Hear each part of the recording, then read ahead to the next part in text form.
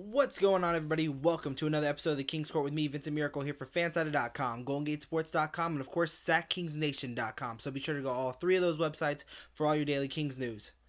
Now, it has happened today, Tuesday, May 19th, 2015. The Sacramento Kings are now going to be drafting with the number 6 pick in the 2015 NBA draft. So many questions have come up about this pick, about what the Kings should do with it. Should they trade it? Should they keep it? Who should they go after? Who's a top prospect at that position in the draft? And, as soon as the draft came out and the lottery came out and the order was set, I tweeted out, keep it, trade it. And I got completely different type of mixed reviews, but one really that stood out. So the two that were big different was, like, right as soon as it happened, coming back to the Kings Court now will be video editor Marley Silverbrand. He tweeted me right away, trade that pick. I had, I can't remember your Twitter handle off the top of my head. I'm sorry about that. I think it was Adam something. He tweets me, he goes, we keep this pick. The only way we trade it is if we get something really, really good, we being the Sacramento Kings. And then I get a bunch of hashtags of Wille-Cauley Stein, Wille-Cauley Stein, Wille-Cauley Stein. And for me personally, I say trade that pick. You need to trade that pick. It's the number 6 pick in a draft that, quite honestly, isn't that deep. At the top 5 players, there's a lot of potential there with Justise Winslow, D'Angelo Russell, Emmanuel Mudiay, Okafor, Towns. I'm probably missing someone in between their Towns, Okafor, Russell, Mudiay, and no, that's 5 right there. I named all 5. But then once you get to 6, you're getting like foreign players. I'm Wille-Cauley Stein, Stanley Johnson. Now, I like Wille-Cauley Stein, but there's no way in hell I pick him with the number 6 pick. Why? I mean, I had James Ham on the show. He said he's a player that he really likes.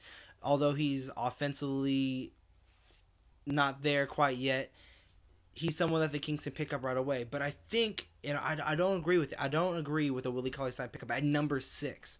If you're going to go for someone who is going to be just defensive, just hustle, trade down for that. He's not a top 6 player. He's not a top 8 player, in my opinion. Now, will he fall somewhere in there? I think he falls in the top 10. Trade down to 9. Trade back. I think trading back is something that they need to consider to do. With the number 6 pick, it's just too much up in the air. Now, why, right? That's the question I'm going to get. Why not Wille-Cauley Stein? Why don't you like Wille-Cauley Stein? There's players out there like Eric Moreland. That we still have Jason Thompson. There's still a Carl Landry on this roster. There's still... That's actually Reggie Evans is an expired contract now, so he's actually, done. But, I mean, you still have multiple players that play that position. You have Rudy Gay, who played the 4 spot. Omri Caspi, who is expected to return. No word yet, but I know he wants to return in a Sacramento Kings uniform. So the way George Karl plays, although it would be nice to have Wille-Cauley Stein, do you possibly already have who Wille-Cauley Stein is and Eric Moreland? And we've seen what Eric Moreland can do. They signed him to a contract because of what he did in Summer League. He's a defensive hustle rebounding type of player that can slide over to the 5 spot when DeMarcus Cousins gets out. Now, is he as tall as Wille-Cauley Stein? I think they're right around the same. I think Wille-Cauley Stein maybe has a couple inches or so. But either way, that player that you're going to be drafting at number 6, the Kings possibly could already have with Eric Moreland. You still have Jason Thompson. You still have Carl Landry. You still have Rudy Gay. And I just don't see picking at 6 a player that you may already have on this roster. Now, I know I even wrote an article. You can check it out on SacKingsNation.com between, can the Kings get lucky? Are they going to start drafting for needs? Are they going to start drafting for potential this year? And with GM Pete D'Alessandro very much in question with his position in this franchise, how is he going to work this draft?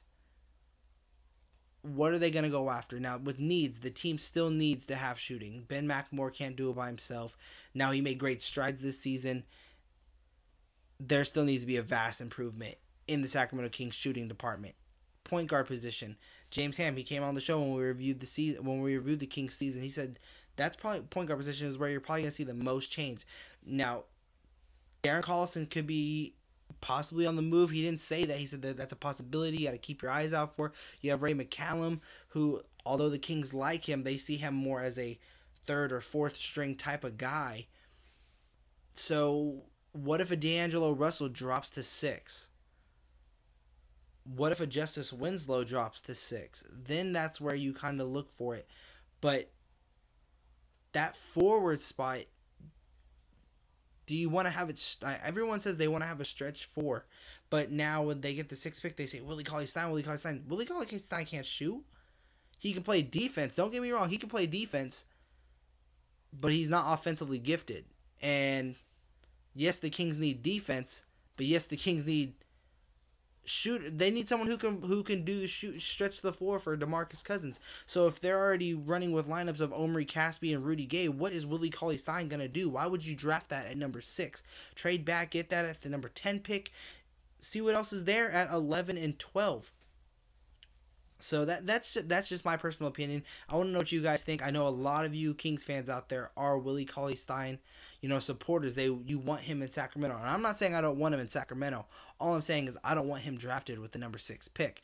I think that there is more potential in the trading market trying to get better assets, maybe a veteran help.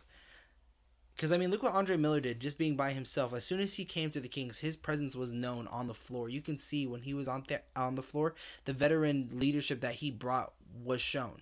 So maybe if you get another type of vet that can come in with playoff experience, with, winning experience, someone who can change the attitude and culture of this team just as a presence on the floor like Andre Miller did, maybe that's what you can go after with the number 6, a younger type of player of Andre Miller's caliber, but a player nonetheless, and then move down and draft somewhere else in this draft.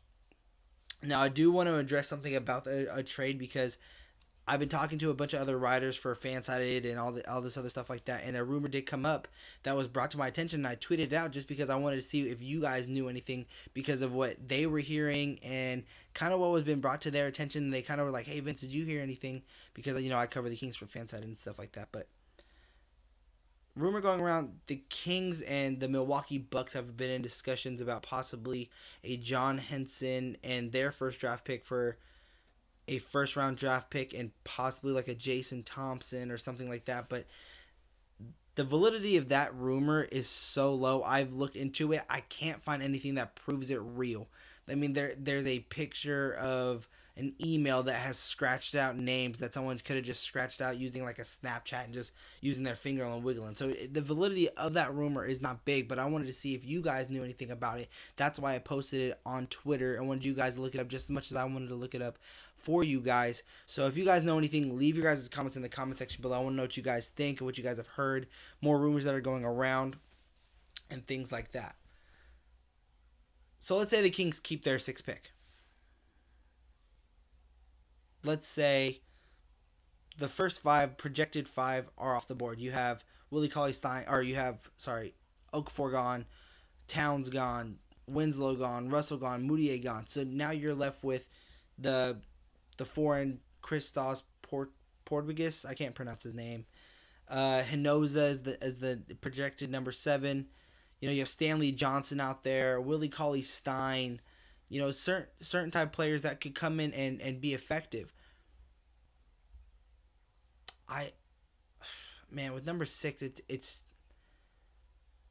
just too much of a question mark of a pick to just go after Wille-Cauley Stein just off that.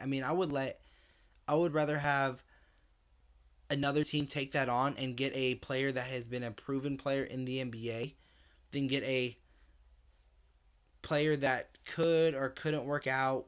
I like Stanley Johnson. I think Stanley Johnson is a player because how much he improved on his shot, defensively how good he is. And if you look at kind of their strengths and weaknesses, now I'm not saying he's going to be this type of player, but he has that Jimmy Butler type of thing where he's not really good at any one thing. He's not really good at any certain area. Defense he is really good at. Shooting, he has improved each year. I kind of like him more than I like Wille-Cauley Stein.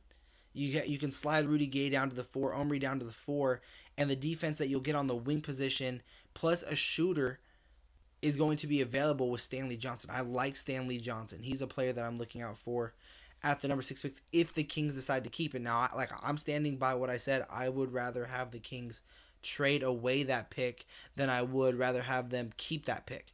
But that's just another one of my thoughts. Now, another rumor that has been swirling around out here is that the New York Knicks, who have gotten the 4th pick in the NBA draft, is already looking to move it since they fell out of the top 3. And how do I put it? I mean, should the Kings go after number 4? Should the Kings try and move up and go after a D'Angelo Russell, Emmanuel Mudiay, or something like that? And I mean, I really like, and even James Ham likes him a lot too. And I didn't really, look into him that much because I was kind of skeptical, but I looked up tape and I watched a couple of the games that he played, and he has a lot of swag. Like he is, and I like that he said he has come out and said he believes that he is the best player in this draft. I like when rookies come out and say stuff like that. I think that just proves their confidence. Now, does confidence always come to fruition when it gets to the NBA? No, but it's fun to see. It's fun to see that charisma, that swagger, that confidence. And so I like D'Angelo Russell to try and move up to that 4 spot to go get him. Emmanuel Mudiay reminds me kind of more of like a Tyreke Evans-esque player. And then a Justise Winslow. I hate the comparison of him to James Harden. I think that's dumb just because he's left-handed. I like a Ginobili type of comparison to him. I think Ginobili is a better fit. But I mean, what assets would you give up? I mean, you're going to be giving up it has to be the number 6 pick and then some. I mean, they need a center. You can probably package together maybe like a Jason Thompson and Nick Stauskas in the 6th pick for the number 4. And that's what it's going to be. That's how, that's how important a first round draft pick is, a top 5 pick is. And that's why I think that's why I was hoping. And you Twitter fans, they got on me for it, but I mean, I wanted the Kings to be the number 5 pick. Now, statistically, they couldn't get it. It was either 1, 2, 3, 6 through 9. That was statistically all that they can get. And you guys brought me on Twitter, and I admit my mistakes. I'm not perfect.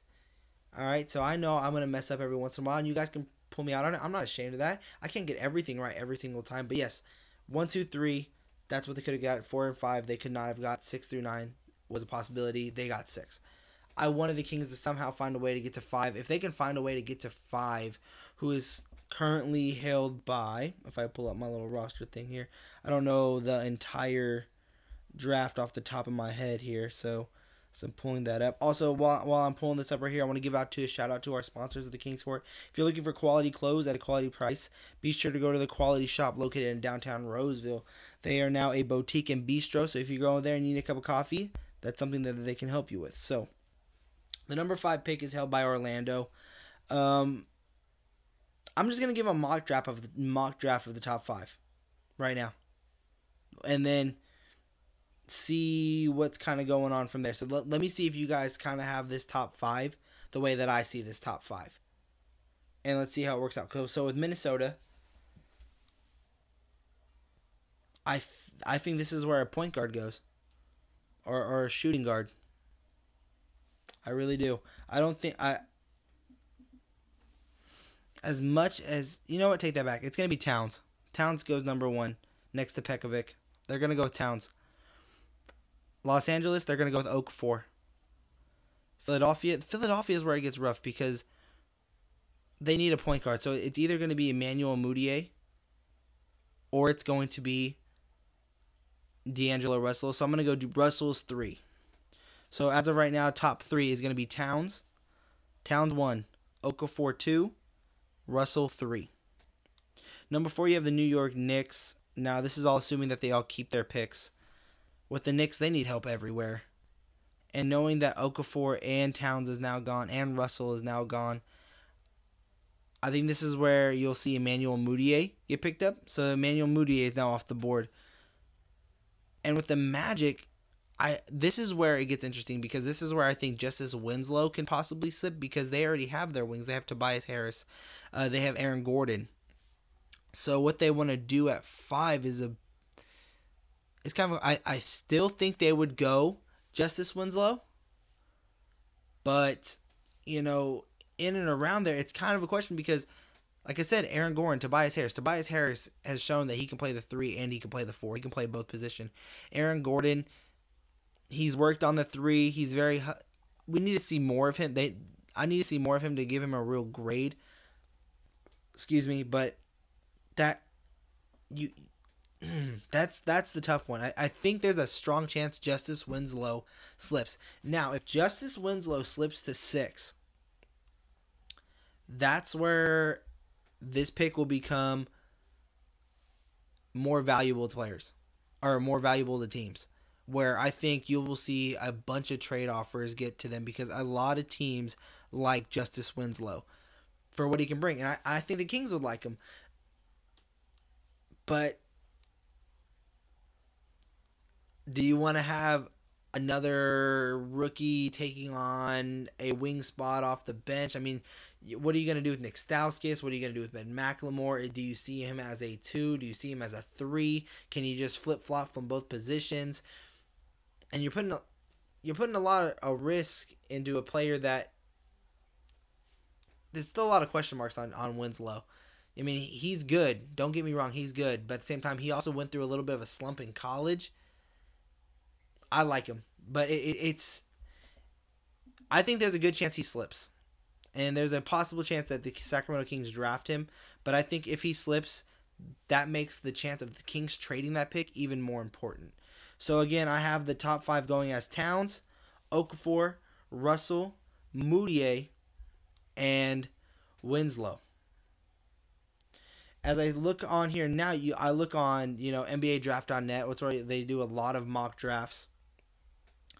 I see that they already have an updated board, and it's surprising because they have now Karl-Anthony Towns going 1 just like I do. They have the LA Lakers picking Okafor like I do. They have Russell going 3, Moutier going 4. Surprisingly, though, they have Orlando grabbing the 4 and Kristaps Porzingis, the 7'1" shooter, supposedly the next Dirk Nowitzki, and Justise Winslow slipping to 6, and that would be the pick. That would be the pick that the Kings would want. That would be such a good pick at 6. I would rather have Justise Winslow than I would rather have Wille-Cauley Stein, just because there's a higher ceiling there. And that's a top 5 prospect. It's like when Ben McLemore slipped to the Kings. That's how I would feel if the Kings drafted Justise Winslow, is you would be getting a player of a Ben McLemore, like where you get lucky that he slips that low, because I don't see a fit for Justise Winslow in Orlando's roster. I don't see where he would fit in. So a Porzingis going at 5 could be a strong possibility, but I completely agree with it. I didn't even read that till right now. So you saw that right there. So I gave my draft out, and that's exactly how they saw it. Now, of course, this is a mock draft. That doesn't mean anything's going to happen. That doesn't mean I'm right. That doesn't mean your guys' mock drafts that I want you guys to put in the comment section below is ever going to be wrong. But that's kind of how, I see it too, is what Towns can do defensively next to a Pekovic who can play very strong offensively next to Rubio. He's just very, injury prone. And then you have Gorgui Dieng who showed promise. So having Gorgui Dieng and Karl-Anthony Towns, or Carl Towns, or I can't pronounce his name, was it? I think it's Karl-Anthony Towns. I can't pronounce his name. Yeah, Karl-Anthony Towns. Having them two together defensively, that's going to be a madhouse down in Minnesota. Jahlil Okafor in LA with Kobe Bryant, Julius Randle. That's a big, mean 3 right there down in LA. Surprisingly, the LA Lakers got the number 2 pick. I cannot wait to see how many Twitter people are going to say, oh my God, the NBA lottery is rigged. You know what? Shut up. No, it's not. Philadelphia 76ers, they need a point guard. I mean, their point guard was Ish Smith and what was it, the dude from Isaiah Cannon. Great fantasy pickups if you got Ish Smith. But team-wise, that was not a good pick. I really like D'Angelo Russell going number 3. That's going to be a nice pick for them. I think they definitely do pick that pick. Emmanuel Mudiay, I mean, that's just the best pick available for New York. I think New York needs help in every single department except for where Melo is playing, which could be either the 3 or the 4.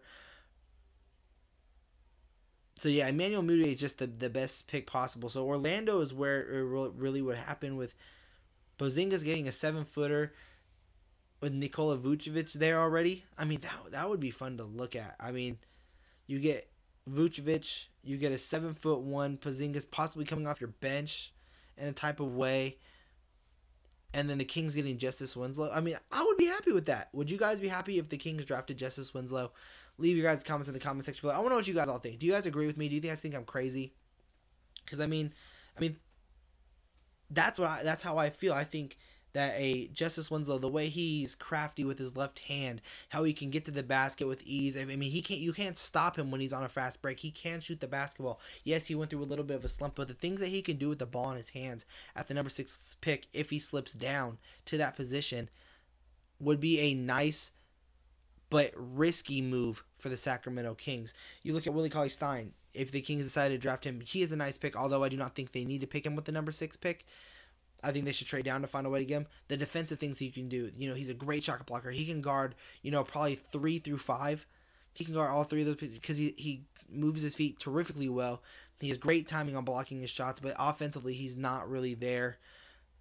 And then Kristaps Porzingis, I mean, I don't really know much about him. I know he's a shooter. I know he's Tinder for whatever, how you call it. He can move very well.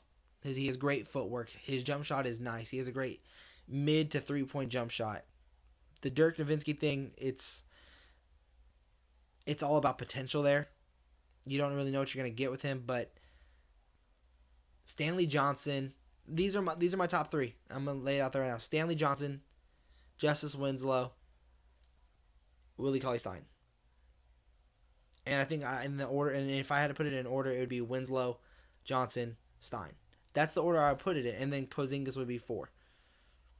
And that's how I feel. Just because what Stanley Johnson does, like I said, he improves his shooting. He has an NBA body. He is strong. He is built. You can't stop him on the break. Now, although he cannot leap, he's not very athletic compared to a Justise Winslow. He can get to the basket and he can finish. And defensively, he is very, very strong. He knows how to move his feet very, very well. Who's the better defender? Wille-Cauley Stein. What do the Kings need? Help on defense no matter where they are. So either in the paint or in the perimeter, they need to stop threes from every single team that they played this season. The Kings did. So having a Stanley Johnson would not be a bad deal. I like the Ron Artest comparison. I like the Jimmy Butler comparison that I used, although I meant Jimmy Butler-esque, not Jimmy Butler. That's his potential.